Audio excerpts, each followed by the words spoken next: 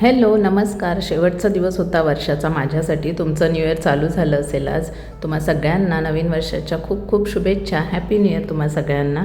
माझी तब्येत बिघडली होती 31च्या दिवशी, पण मी सकाळी आधी डॉक्टरकडे जाऊन आली आणि नंतर निघाले ऑफिसला, कारण माझ्या या क्यूट आणि स्वीटच्या मैत्रिणीचा आज लास्ट डे होता ऑफिसमध्ये आणि मला तो मिस करायचा नव्हता. म्हणून मग मी मेडिसिन घेतले आणि निघाले ऑफिसला. ऑफिसमध्ये पोहोचले. आज मी खूप सारा टाईम तिच्याबरोबर स्पेंड केला, कारण काही माणसं असतात जी खूप स्पेशल असतात. आयुष्यात खूप लोक येतात आणि जातात, पण काही व्यक्ती असतात जे कायमचं तुमच्या आयुष्यामध्ये एक स्थान निर्माण करून जातात. त्यापैकी एक माझी ही फ्रेंड आहे. तिचं लग्न झालं आहे आणि आता तिने जॉब सोडला आहे काहीतरी चांगल्याच रिझनमुळे. त्यामुळे मग मला तिच्यासाठी आनंदही होत होता आणि सोबतच मी थोडीशी इमोशनल पण झाली होती. ठीक आहे, नवीन वर्षाच्या शेवटच्या दिवशी का असेना, पण आम्ही दोघींनी खूप चांगला टाईम स्पेंड केला. भेटूच आम्ही नेहमी पुढे जाऊन, आणि तिच्यासाठी खूप खूप खूप शुभेच्छा पण.